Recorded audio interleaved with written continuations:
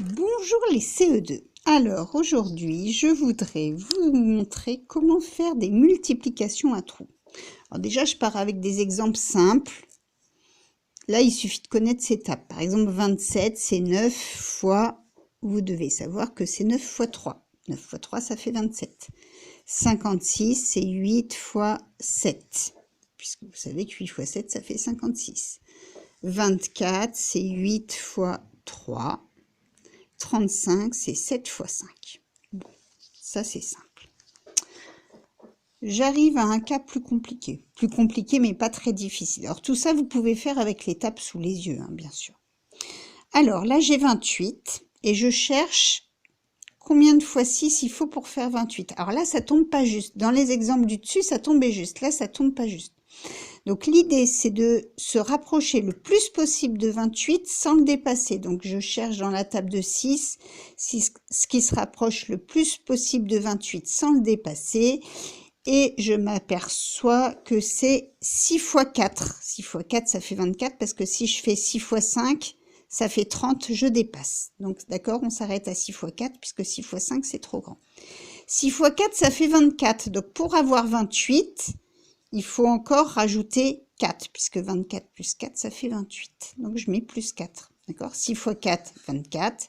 Plus 4, on retombe bien sur le 28. Deuxième exemple, avec 39 et 9.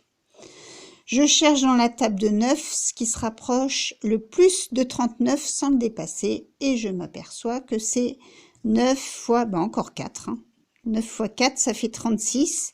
Parce que si je mets 9 fois 5, je dépasse, ça fait 45. Donc 9 fois 4, 36. Et pour aller jusqu'à 39, il faut encore que je rajoute 3. Avec 70, 8 fois, je cherche dans la table de 8 ce qui se rapproche le plus de 70. C'est 8 fois 7, ça fait 56. Parce que si je mets 8 fois 8, ça dépasse, ça fait...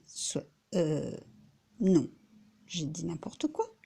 8 fois 8, pardon, ça fait 64. Par contre, si je mets plus, 8 fois 9, ça fait 72, je dépasse. Donc 8 fois 8, 64. Et pour aller à 70, il faut encore rajouter 6. Pour 45, je fais 7 fois 6, ça fait 42. Parce que si je mets plus, je dépasse. Et 42, pour aller à 45, il faut rajouter encore 3. 42 plus 3, 45. 19, on fait 4 fois 4, ça fait 16. Et 16, pour faire 19, il faut encore rajouter 3.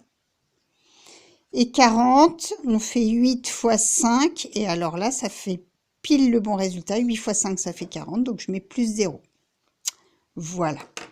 Alors, je vous explique maintenant pourquoi c'est utile de savoir faire ça. Alors, on va faire des exemples de problèmes. Alors, problème simple. Si j'ai 4 personnes et que je donne 9 billes à chaque personne, pour connaître le nombre total de billes, on est d'accord qu'on fait 9 fois 4 et ça fait 36. Ça, c'est quand on a besoin de faire une multiplication. D'accord? 4 personnes, 9 billes chacune, ça veut dire que la première personne a 9 billes, la deuxième 9, la troisième 9, la quatrième 9. Alors, soit je fais 9 plus 9 plus 9 plus 9. Ça va plus vite de faire 9 fois 4, et donc 36. Mais après, inversement, je pourrais avoir un problème où je connais le nombre total de billes, par exemple 50. Je connais le nombre de personnes, 6, et ce qui m'intéresse, c'est de savoir combien chaque personne va recevoir de billes. Vous voyez, ça ressemble au problème d'avant, mais on n'a pas les mêmes données. Là, on connaissait le nombre de personnes, le nombre de billes pour une personne, et on cherchait le total. Alors que là, je connais le total, je connais le nombre de personnes, et ce qui me manque, c'est combien de billes pour une personne. C'est ce qui correspond à ça, là.